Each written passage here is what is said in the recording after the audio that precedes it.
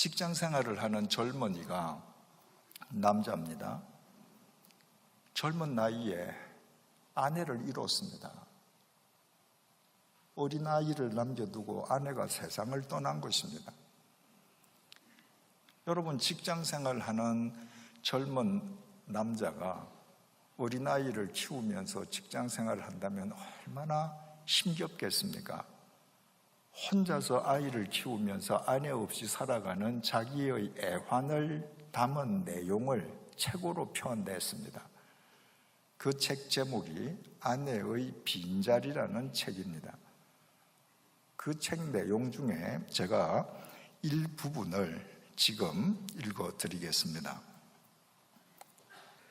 아내가 어이없는 사고로 내 곁을 떠난 지 4년, 밥도 할 줄 모르는 남편과 아이를 두고 떠난 아내의 심정이 오죽했을까마는 나는 나대로 아이에게 엄마 목까지 해주지 못하는 것이 늘 가슴 아팠다. 언젠가 출장을 떠나기 위해 이른 새벽 아이에게 아침밥도 챙겨주지 못한 채 서둘러 집을 나선 적이 있었다. 전날 먹다 남은 밥이 조금은 남아 있었기에 계란찜만 얼른 데워놓고 잠이 덜 깬 아이에게 대충 설명을 한 뒤에 출장지로 내려갔다. 전화로 아이의 아침을 챙기느라 제대로 일도 못했다. 그날 저녁 집에 돌아온 나는 아이와 간단한 인사를 나눈 뒤 피곤한 몸에 저녁밥 걱정은 뒤로 한 채 방으로 들어와 양복을 벗어 던지고 침대 위에 몸을 던졌다. 그 순간 푹 소리를 내며 빨간 양념 국물과 라면 가락이 침대보와 이불에 퍼지는 게 아닌가. 뜨거운 컵 라면이 이불 속에 있었던 것이다. 도대체 이 녀석이. 나는 옷걸이를 들고 달려가 장난감을 갖고 놀던 아이의 등과 엉덩이를 마구 때렸다. 왜 아빠를 속상하게 해? 이불은 누가 빨라고 장난을 쳐, 장난을. 화가 난 나는 때리는 것을 멈추지 않았다. 그때 아들의 울음 섞인 몇 마디가 나의 맺은 손을 멈추게 했다. 아들의 얘기로는 밥솥에 있던 밥은 아침에 먹었고 점심은 유치원에서 먹었는데 저녁 때가 되어도 아빠가 오시질 않아 싱크대 서랍에 있던 컵라면을 찾아 끓여 먹었다는 것이다. 가스레인지를 만지면 안 된다는 아빠의 말이 생각나서 보일러 온도를 목욕으로 누른 후 데워진 물로 라면을 끓여 하나는 자기가 먹고 하나는 이불 속에 넣어 두었다는 것이다. 아빠인 내가 먹을 라면이 식지 않게 하려고. 아들은 친구에게 빌린 장난감 때문에 내게 얘기하는 걸 깜빡 잊었다며 잘못했다고 용서를 빌었다. 아들 앞에서 눈물을 보이는 것이 싫어 화장실로 뛰어 들어간 나는 수돗물을 크게 틀어놓고 펑펑 울었다. 한참 그러다가 정신을 차리고 나와 우는 아이를 달래 약을 발라주고 잠을 재웠다. 라면 국물에 더러워진 침대보와 이불을 치우고 아이 방을 열어보니 얼마나 아팠던지 자면서도 흐느끼고 있지 않는가. 녀석의 손에는 엄마의 사진이 있었다. 나는 그저 오랫동안 문에 머리를 박고 서 있었다. 저는 이 글 쓴 아빠를 개인적으로 알지 못합니다. 제가 지금 하는 이야기가 이 아빠에게 누가 되지 않기를 바랍니다. 여러분, 이 아빠는 지금 엄마 목까지 2배로 아이를 사랑하기 원합니다. 당연하지 않겠습니까? 그런데 이 아빠는 일만 터지면 아이에게 손찌검부터 했습니다. 라면 사건이 터졌을 때 불문곡직하고 옷걸이를 들고 나가서 자기 표현대로 보면 장난감을 놀고 있는 아이의 엉덩이와 등을 마구 때렸습니다. 그 아이는 성인이 아닙니다. 어린아이입니다. 때려놓고 수돗물을 털어놓고 엉엉 울면서 후회했습니다. 여러분, 이 아빠는 지금 아이를 사랑합니다. 이것이 사랑입니까? 지금 이 아이는 이 글 속에 따르면 7살입니다. 1년이 지났어도 8살밖에 되지 않습니다. 지금 이 어린아이가 나이가 어리기 때문에 아버지가 옷걸이를 가지고 때려도 공개된 장소에서 손찌검을 해도 맞고 미안하다고만 합니다. 이 아이가 몇 년 지나서 10대를 거치면 그때도 아빠 왜 맞고 살까요? 천만에요. 이 아이는 억눌른 용수철이 튀어나듯이 아빠 품을 떠나갈 것입니다. 아빠는 자식을 사랑한다고 사랑하는데 결과적으로는 사랑하지 않는 겁니다.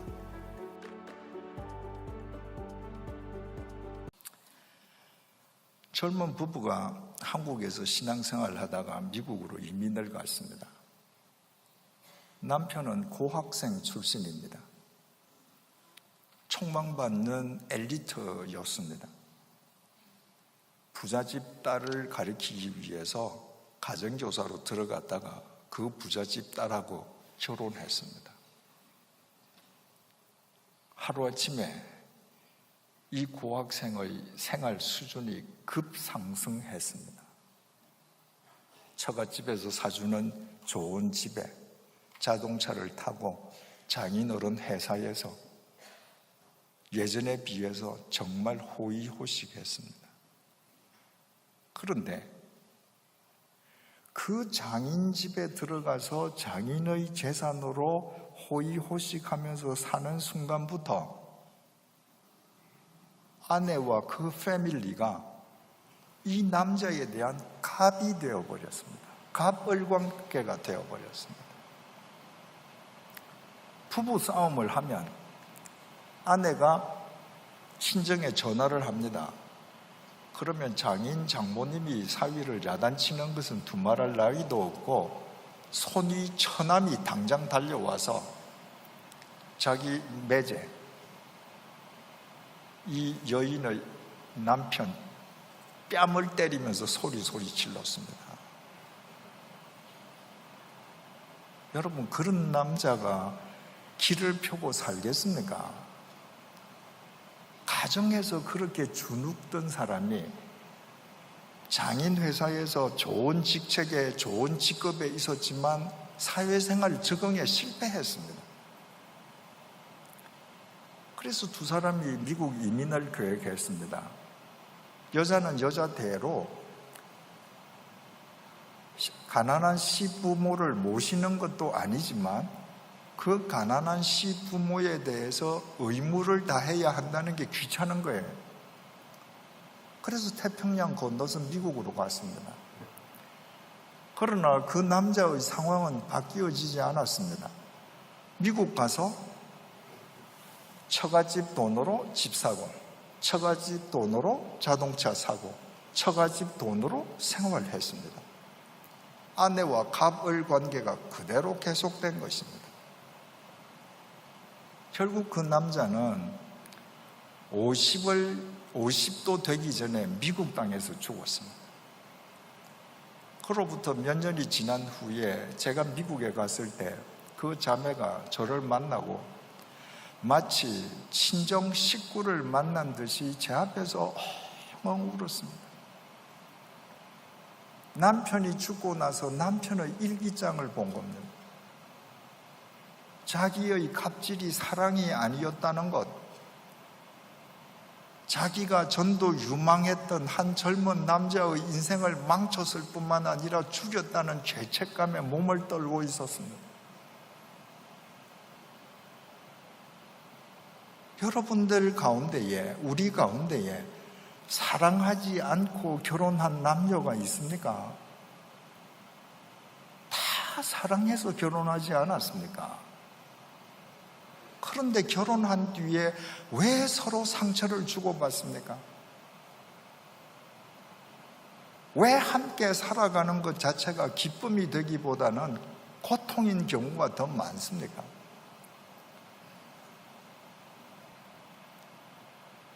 여러분, 유치원 부모도 그 유치원에 오는 아이들, 원생들을 케어하고 사랑하기 위해서는 라이센스가 있어야 합니다. 우리 서로 사랑하면서 라이센스를 따서 결혼했습니까? 우리가 면허를 따서 아이를 낳고 부모가 되었습니까? 따지고 보면 우리는 사랑을 모르지 않습니까? 사랑도 모르면서 사랑한다고 우리는 살아갑니다. 그래서 우리의 이기심으로 서로 상처를 주고받는 것입니다. 여러분, 우리나라 사람들이 얼마나 사랑에 대해서 무지한지를 잘 나타내어주는 예가 하나 있습니다. 요즘 고속도로를 지나가면서 화장실에 들어가 보십시오. 예전에 없던 화장실이 하나 생겨 있습니다. 뭐지요? 가족 사랑 화장실입니다.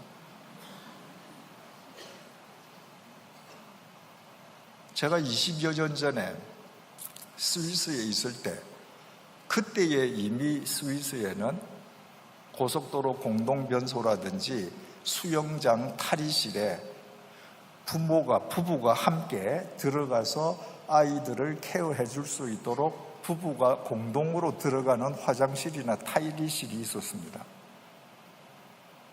그 공동 화장실이나 공동 탈의실의 팻말은 한마디면 돼요. 패밀리. 그런데 우리는 화장실에다가 가족 사랑이래요. 그걸 영어로 번역하면 정말 오해하기 딱 좋죠. 얼마나 사랑을 모르면 부부가 아이 같이 오줌 노육 주는 거, 그것을 가족 사랑하는 거라고 화장실 제목을 그렇게 붙여 놓습니다. 새 계명을 너희에게 주노니 서로 사랑하라. 내가 너희를 사랑한 것 같이 너희도 서로 사랑하라. 서로 사랑하라고 명령하시면서 그 앞에 내가 너희를 사랑한 것처럼 너희도 서로 사랑하라고 명령하십니다. 주님께서 우리를 사랑하신 그 사랑을 본받아 그 사랑을 힘입어 그 사랑을 의지해서 그 사랑의 능력으로 서로 사랑하라는 겁니다. 우리끼리는 불가능합니다. 그러나 우리를 사랑해 주신 그분의 사랑을 힘입으면 서로 사랑할 수 있다는 겁니다. 그렇다면 삼위일체 하나님께서 도대체 우리를 어떻게 사랑해 주셨습니까? 삼위일체 하나님의 사랑을 통해서 우리가 인식할 수 있는 사랑의 실체는 구체적으로 무엇입니까? 첫째로, 사랑은 상대방의 눈을 들여다보는 것입니다. 사랑은 상대의 눈을 들여다보는 것으로부터 시작합니다. 우리 옛말에 남자와 여자가 서로 사랑할 때 뭐라고 표현합니까? 쟤들 눈이 맞아서 그래요. 여러분, 정말 좋은 표현입니다. 여러분들 삶에서 복원해야 될 표현입니다. 눈이 맞았다는 이 표현이 사랑을 가장 적절하게 표현해 주기 때문에 눈이 맞는 것부터 사랑이 시작되거든요. 그래서 외국에도 이런 표현이 있는가? 제가 공부한 프랑스어에는 이런 표현이 없습니다. 혹시 영어에는 이런 표현이 있는가? 그래서 구글 번역기에다가 제가 그 남자와 그 여자는 서로 눈이 맞았다 이러고 한글을 쳤습니다. 그랬더니 영어가 순식간에 나왔습니다. The man and woman were in the snow.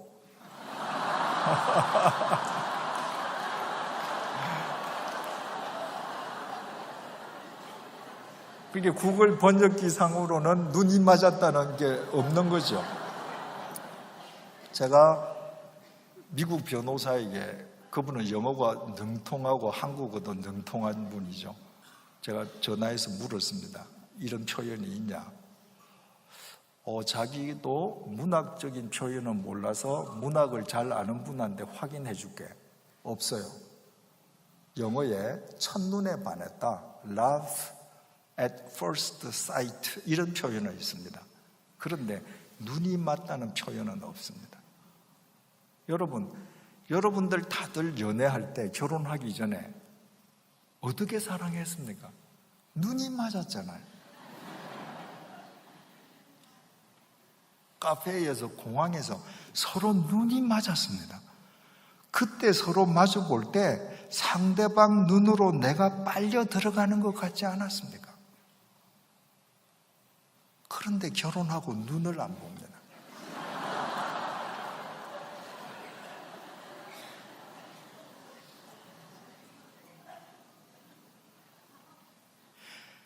이야기하는데요, 눈을 보는 것 같은데 이마를 보거나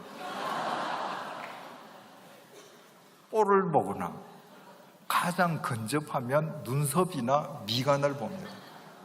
눈을 안 봅니다.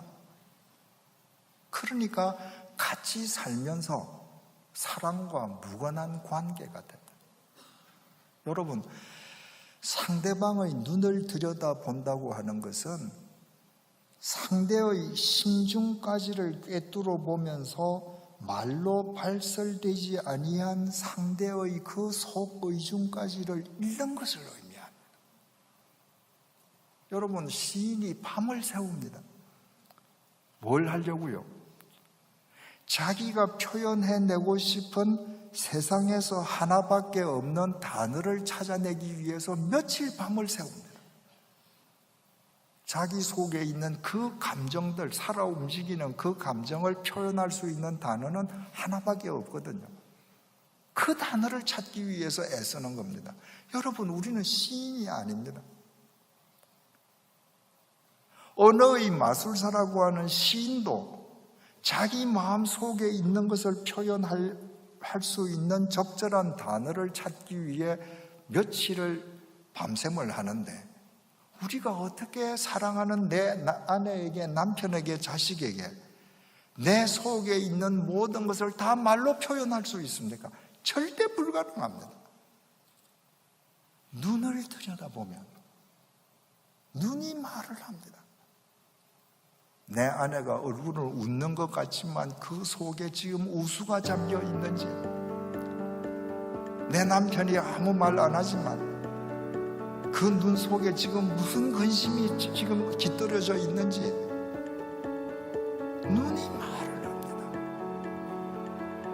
그래서 매일매일 눈을 맞춰요. 눈을 들여다봐요. 여러분, 가만히 생각해 보십시오. 아내하고 남편이 이야기했는데, 여러분 자식하고 부모하고 얘기했는데 눈 쳐다보면서 얘기한 적이 언제입니까? 여러분, 아내 눈동자 색깔 아십니까? 여러분, 남편의 눈이 어느 정도의 세상을 담고 있는지 여러분 한번 보신 적 있습니까?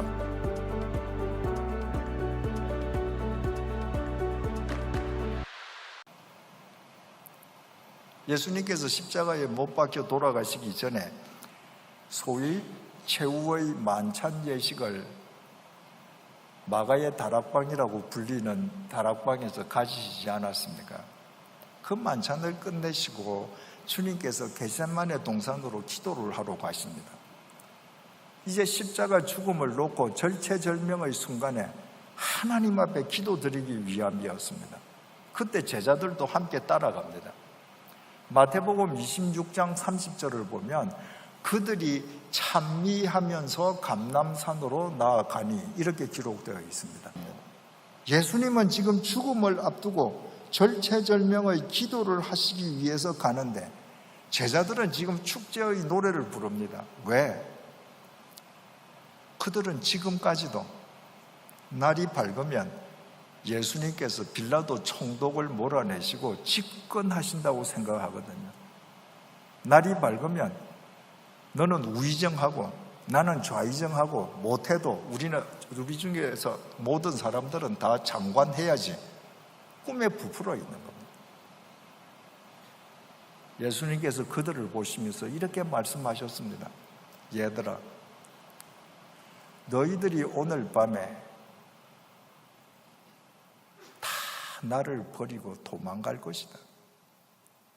그 얘기를 듣고 베드로가 펄쩍 뛰면서 이렇게 얘기하지 않습니까? 주님, 저 사람들 모두 다 버려도 저는 결코 절대로 주님 버리지 않을 겁니다. 주님께서 그 베드로에게 이렇게 말씀하셨습니다. 베드로야, 너는 오늘 밤에 닭이 울기 전에 나를 3번 부인할 것이다.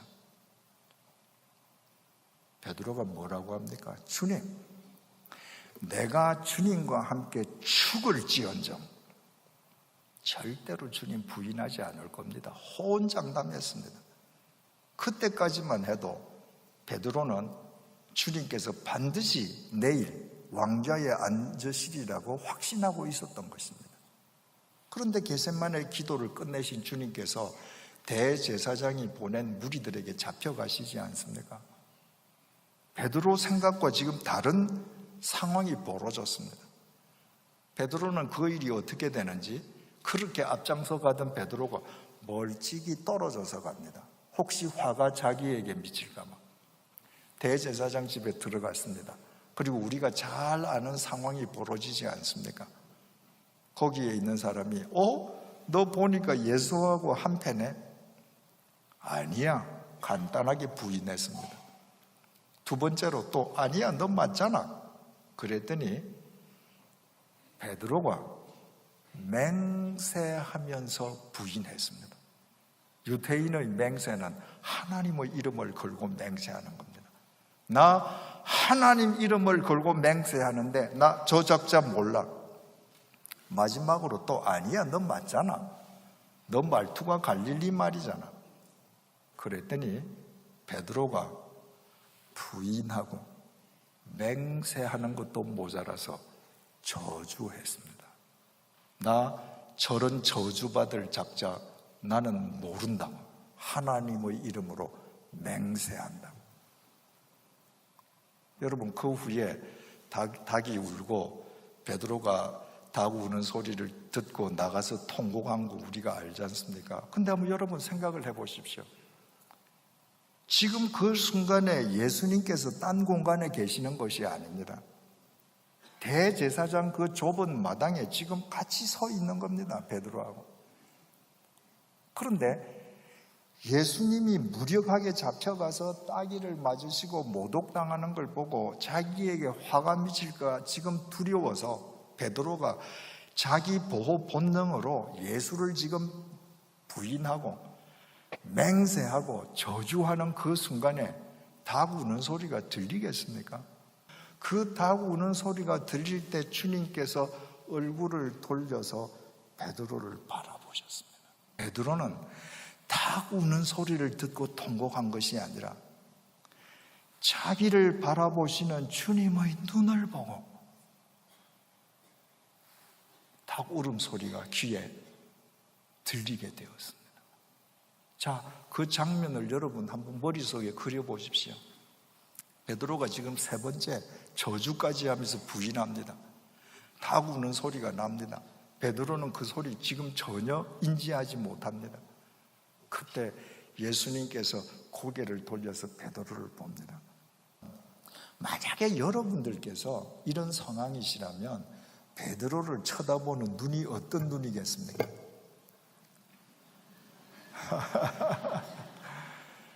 여러분, 제가 말입니다, 한 사람을 스카우트해서 3년 동안 먹여주고 입혀주고 제가 가지고 있는 모든 것 다 전수해 줬습니다. 그런데 결정적인 순간에 그 사람이 공개된 장소에서 저를 부인하고 맹세하고 저주까지 했습니다. 그때 만약에 제가 그런 경우를 당했다면 그 사람을 쳐다보는 제 눈이 흰자만 있었을 거예요.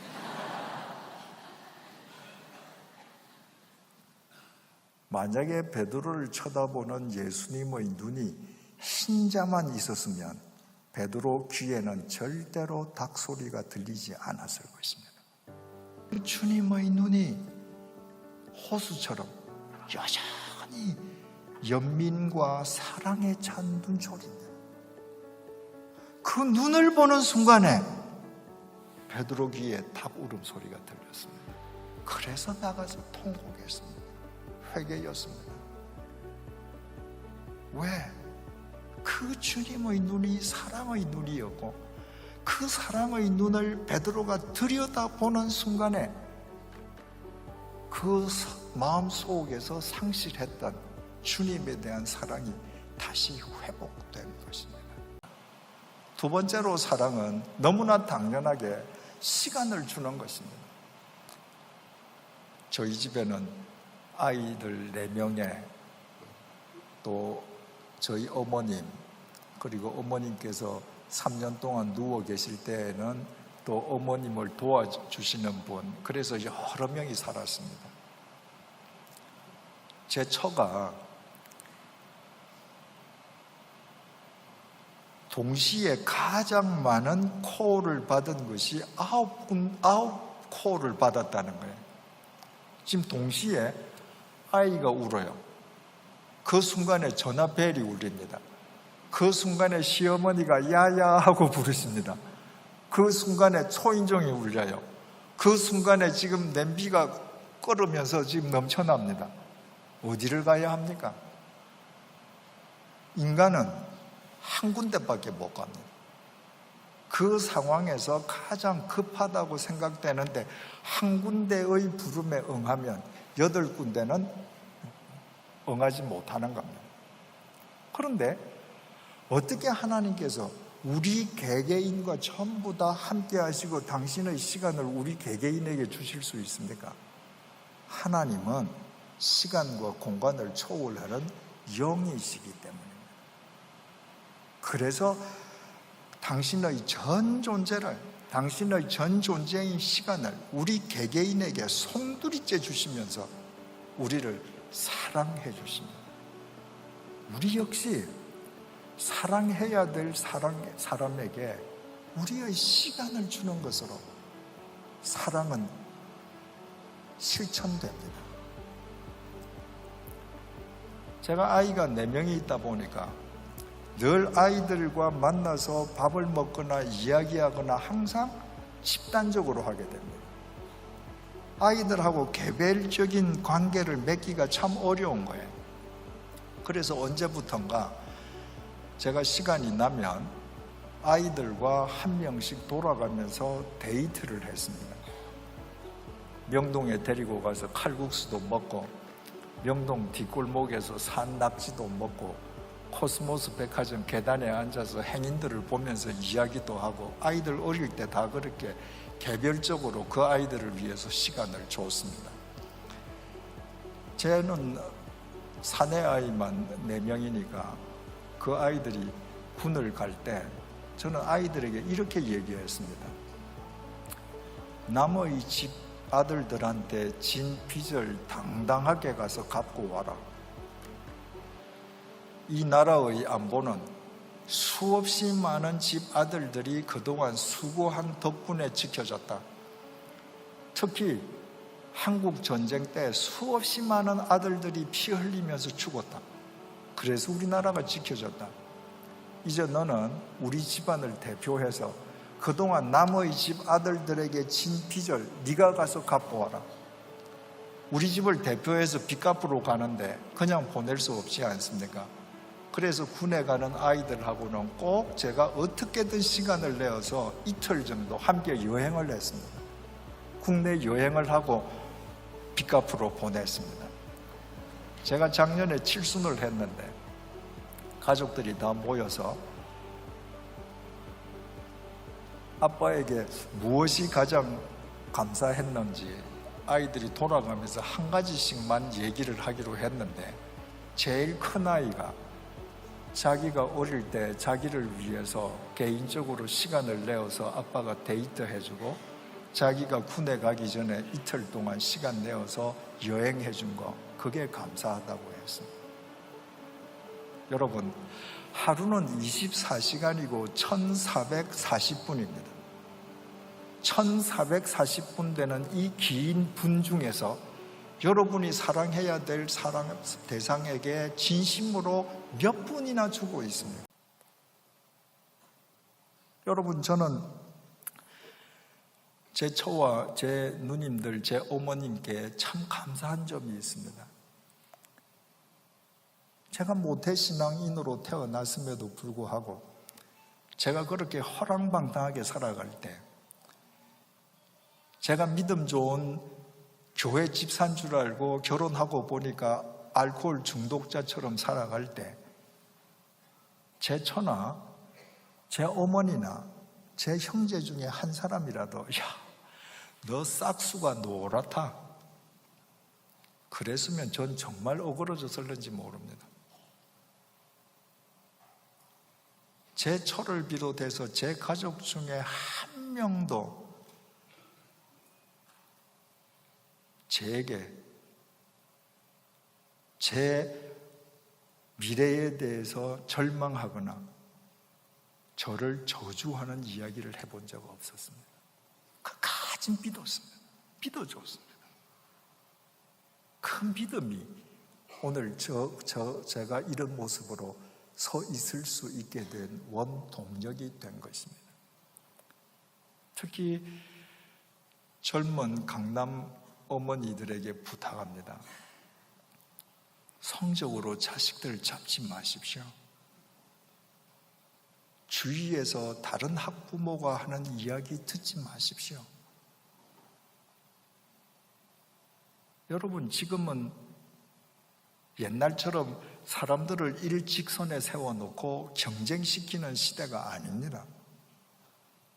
일직선에 내 자식을 세우면 내 앞에 누군가는 있습니다. 평생 내 아들로 하여금 내 앞에 있는 누군가에 대해서 박탈감을 느끼고 열등감을 느끼면서 살게 하는 것이 직선 위에 놓는 것입니다. 정말 지혜로운 그리스도인이라면 내 자식을 360도의 원 위에 세워두어야 합니다. 일직선이 아니라 내 자식이 가고 싶어하는 방향으로 가게 해줘야 합니다. 믿어야 합니다. 탕자의 아버지처럼. 저 자식이 저 길을 가더라도 아무도 안 간 저 길을 가면 하나님께서 저 아이를 통해서 광야에 길이 나고 사막에 강이 터지게 해주실 것이다. 그런 믿음을 부모가 가질 때에, 그런 믿음을 가진 부모가 세상을 새롭게 하는 것입니다. 그러지 않고 일직선상에 세워서 끊임없이 경쟁해서 조금 더 낫고 조금 더 앞으로 나가고 그렇게 해서 살게 하면 대부분의 경우에 자기를 위해서 인생을 살다가 끝납니다. 아무리 연봉을 많이 받아도, 아무리 스펙이 커도 기여하지 않는 인생은 세상에 오물만 더 버리다가 끝납니다. 믿어야 합니다. 무한 신뢰가 사랑입니다. 작년 11월 18일 날 제 목회가 막을 내렸습니다. 11월 17일이었습니다. 토요일이었습니다. 제가 11월 초에 시골로 이사를 먼저 갔습니다. 그래서 퇴임하기 전 일주일 동안은 서울에서 교회가 마련해 준 숙소에 있었습니다. 11월 16일 날 금요일 날 고별 설교 초안을 다 만들었습니다.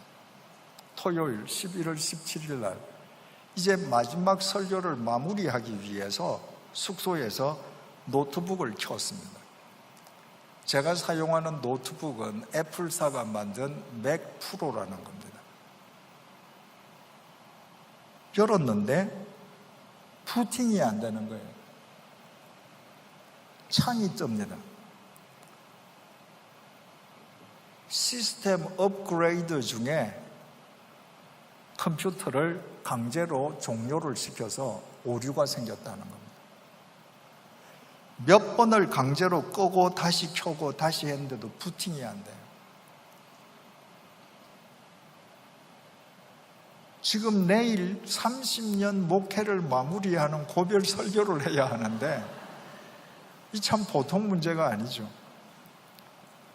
제가 100주년 기념교회 전문가에게 전화를 했습니다. 그 창에 떠 있는 그 공지문을 제가 사진을 찍어서 문자로 보내면서, 자, 내 지금 맥 프로 화면에 이런 공지문이 떠서 오류가 생겨서 작동이 안 된다는데 이거 어떻게 해야 합니까? 첫 마디가 초기화해야 됩니다. 얼마 전에도 다른 교구 목사님이 똑같은 일을 당해서 초기화했는데 그 위에는 방법이 없습니다. 맥 프로에 손을 얹었습니다. 주님 아시죠? 제가 다시 켭니다. 이 맥 프로로 제 퇴임 설교 마무리하게 해주십시오. 열었습니다. 아무 일도 없었다는 듯이 부팅이 됐습니다. 100주년 기념교회 그 전문인한테 문자를 보냈습니다. 혹시 이런 거 믿을 수 있을런지 모르겠는데 내가 지금 맥 프로에 손을 얹고 기도하고 열었는데 아무 일 없이 작동이 됩니다. 그랬더니 그분이 곧 답신을 보냈습니다. 할렐루야, 믿습니다. 여러분, 그날 그 맥 프로의 그 해프닝은 단순한 해프닝이 아니었습니다. 그 해프닝은 저를 향하신 주님의 사랑의 메시지였습니다. 제처럼